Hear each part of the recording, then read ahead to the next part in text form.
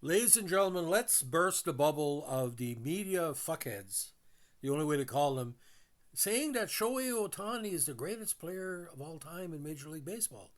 Just because he signed a $700 million contract with the Dodgers for 10 years doesn't make him the greatest ever. He's won fuck all, to use the language. Now, if you compare that to the person I consider the greatest baseball player of all time, Babe Ruth, there is no comparison. Ruth was at a level beyond and beyond, and he'll never be on the greatest team of all time. So I'm an anti-Shohei Ohtani is the greatest player of all time bandwagon. But the 1927 New York Yankees in that season alone showed that they literally were America's team, or the first one. Now, the 27 New York Yankees was their 25th campaign in the AL. They finished with a record of 110 and 44 and 1, winning their fifth pennant and finishing 19 games ahead of the talented Philly Athletics, and were tied for first or better for the whole season. New York was managed by Miller Huggins and played at Yankee Stadium. They won the 27 series, sweeping the Pirates. This Yankee team was known for its feared lineup, which was nicknamed Murder's Row and is widely considered, again by experts including me, to be the greatest baseball team in MLB history and possibly the greatest sports team ever. The Yankees' 110 victories broke the previous AL mark of 105 set by the Red Sox in 1912 and would stand as the AL single-season record until it was broken by the Cleveland Indians in 54. But counting the World Series sweep, the Yankees of that campaign had a record of 114-44, which is still the all-time high single-season winning percentage, 721, in American League history. The 98 Yankees, who also won their World Series in a sweep, are second with a full season mark of 125 and 50. Now, this was the first year the Yankees acknowledged their team nickname on their uniforms, albeit their road uniforms. Their home uniforms remained free of any kind of logo except for NY under caps. The roster included, get this, 9 future Hall of Famers.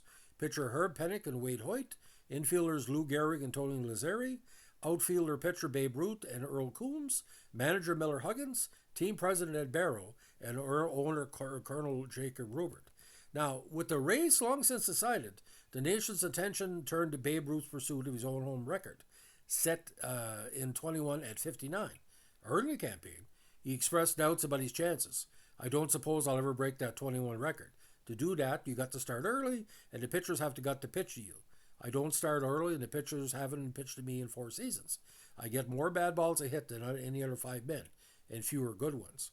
Root was also challenged for his slugger's crown by Lou Gehrig, who nudged ahead of Root's total in mid-season, prompting the New York World Telegram to anoint Gehrig the favorite.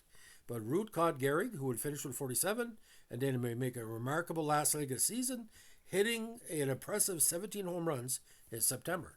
His 16th came on September 30th in the Yankees' next to last game against the Senators at Yankee Stadium. Tied 2-2, he hit a 2-run home run in the 8th inning off of Tom Zachary, where he won the game 4-2. Root was exultant, shouting after the game, 60. Count him, 60. Let's see some other son of a bitch match that. In later years, he would give Garrett some credit.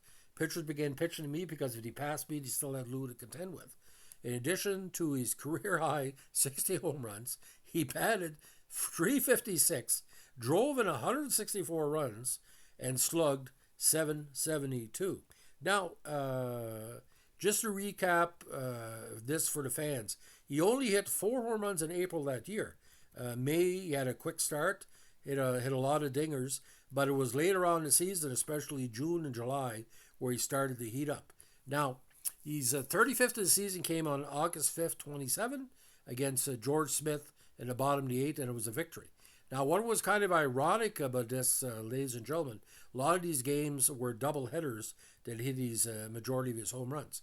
But of course, the big week for him that year was the day back-to-back games, September 6th and 7th, doubleheader and another contest. He had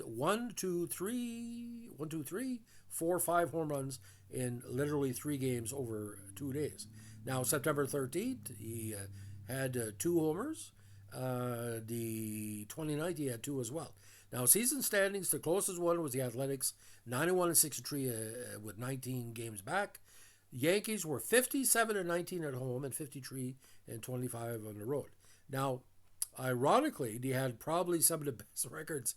They went 18 and 4 against Boston, 17-5 against the Chicago White Sox, 12-10 against Cleveland, 14-8 against Detroit, 14-81 against Philadelphia, 21-1 against the Browns, and 14-8 against Washington.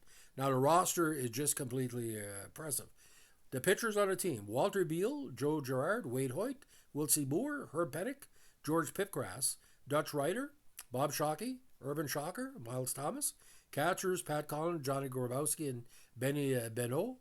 Infielders: Joe Duggan, Mike Gazzella, Lou Gehrig, Mark Koenig, Tony Lazzari, Ray Mohart, and Julie Wary. Outfielders: Root, Pascal, Bob Uzel, Cedric Deuce, Earl Coombs, and Hudges as manager with Art Fletcher and Charlie O'Leary as coach. Now, Pat Collins that year hit 275. Gehrig hit 373, 47 homers, 175 RBIs.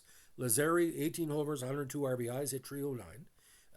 Babe Ruth again, 60, 164. But Earl Coombs had a tremendous season, hitting 356, 6 home runs, and 64 RBIs. And Bob Uzel, 337, 8 homers, 103 RBIs. Now, of the backup players, Ben Paschal hit 317, but I don't think there was one player of the team hit less than 238. Now, Wade Hoyt went 22-7, Pennock went 19-8, Urban Shocker went 18-6, Dutch Ryder went 13-6, George Pipgrass went 10-3,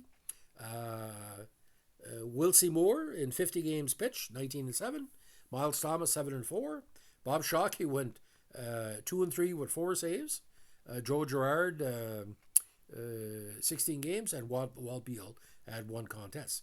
Now in the World Series, 5-4 and 6-2 the first 2 games in Pittsburgh, and Pittsburgh lost 8-1 and 4-3 to the Yankees. Now Lou Gehrig was the AL MVP that year. Since the voter could select only 1 player per team, 2 good candidates from the same squad could find their vote split, and both of their chances of winning hurt. In addition, the clause prohibiting repeat winners led to unusual results like Babe Ruth's 1927 not being eligible for the award. As the New York Times wrote in 1925, the purpose, of course, is to pass the honor around, but the effect is to pass an empty honor around. Now, league leaders, again, Babe Ruth had 60 home runs. Coombs was the triples leader with 23. Gehrig was RBI champion with 175. And, of course, Coombs set a franchise record with triples in the season with that 23. Now, in 2016, ESPN announced 1927, The Diary of Miles Thomas, part of a new genre of storytelling known as real-time historical fiction. The core of the project is an historical novel in the form of a diary of Miles Thomas, written by Douglas Alton, complemented by a wealth of fact-based content from the season, all published along with the same timeline as the events unfolded almost 90 years ago. Through Miles Thomas's diary entries, additional essays, and real-time social media components, including Twitter, it allowed the fans to relive that famous Yankee season. The goal was to explore the rarefied nexus of baseball, jazz, and prohibition, defining elements of the remarkable world that exists in 27. The diary runs a length of the full 27 season from April 13th through October 10th, 1927. Now, when I was growing up, I was not a Yankees fan. I was an Expo fan. I became an A's fan. Blue Jays, of course. I've always been fascinated with Reggie Jackson, with the players of the team. I'm not a pure Yankees fan, but my dad told me about that 27 season because the only person who could stop Babe Ruth from hitting a home run was himself. Maybe he was out of shape certain games or not motivated. But that 27 team, this well before the era of Joe DiMaggio, well before the era of Mickey Mantle, well before the era of Derek Jeter. The word dynasty is thrown around a lot. Now, no offense to Ohtani. Okay, his statistics are okay. But compared to Babe Ruth, there is no comparison. He's not getting 160 RBIs. He's not hitting 60 home runs. Okay, he's not hitting 360. He's very talented, sure. But, I mean, if Babe Ruth wanted to pitch in 27, he could probably win 10, 15 games. Just like when he wanted to pitch, he could beat anybody at any day. So these media fuckheads, and that's what we call them. You are fuckheads. You don't know baseball. You don't say a player that has 6 consecutive seasons of 40 goals in the NHL, he's Wayne Gretzky. No, he's Mike Gartner, or he's Ovechkin, or he's Mark Messier, or, you know, The greatest goal scorer I ever saw was Mike Bossy. He scored 50 goals a season like he was taking a piss outside of the forum. Okay? People need to have perspective. Taylor Swift, again, Shohei Ohtani, that's how the hyperbole is crazy. Trying to say Taylor Swift is the greatest pop star of all time. No. The greatest pop star of all time was whoever on top of the charts this week, because you'll be replaced at any time. But think about this.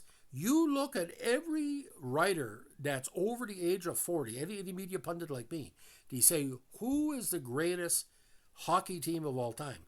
The 77 Habs. Who is the greatest football team of all time? Probably the 79 Steelers, okay? But who's the greatest baseball team of all time? There is no argument. 1927, because it was the Prohibition era. It was after World War One. The world needed heroes, and Babe Ruth was larger than life. Was invented for Babe Ruth. He was larger than life. He made literally hundreds and hundreds of millions of people across the world baseball fans. Without Babe Ruth, Shohei Ohtani and all of Japan would not be baseball fans were it not for Babe Ruth and DiMaggio going over and later the Dodgers, okay? You know, you are fuckheads. If you have any media people listen to this, there should be a t-shirt with a big F in the front. You're fuckheads because you don't respect history. Where I come from, Northern New Brunswick, someone who is dumb because he thinks he knows something is a fuckhead. So I wish you luck in your future endeavors. If you are a media writer that thinks Shohei Ohtani is Babe Ruth, please leave the channel and never come back. But if people want to stay, we only deal in reality here. Shohei Ohtani, a tremendous player. Alex Rodriguez is a comparable player. Okay? Ken Griffey Jr. But is Ken Griffey Jr. George Foster? Is he Johnny Bench? Some ways yes, but a lot of ways no. The Big Red Machine here, Pete Rose and all that. There was somebody who was it with Arizona? One of the young players were comparing him to Pete Rose. Come on. Pete Rose could play any position, get 200 hits, and he's sleepy. He had no strikes on him. He would never pitch to him. So, ladies and gentlemen, if you like what we're doing, our vintage sports podcast, especially vintage baseball, let us know with a like, comment, subscribe, or share. But if you're coming here for an apologist for these crackpot media members, I'm 41 years in. If you think you reading something makes it so, like I said, I have basketball media right now who don't recognize Michael Jordan as the greatest player of all time. Come on. Like, you know, Tiger Woods, one of the greatest golfers of all time, and they're trying to say the new group, they don't compare to Tiger. There's only one per category. There was only one Maurice Richard, okay? There was only one John Beliveau, only one Lou Gehrig, only one Reggie Jackson. You know, they won. Ohtani's won nothing. Nothing. Just because you're consistent and you have media behind you, he's won nothing.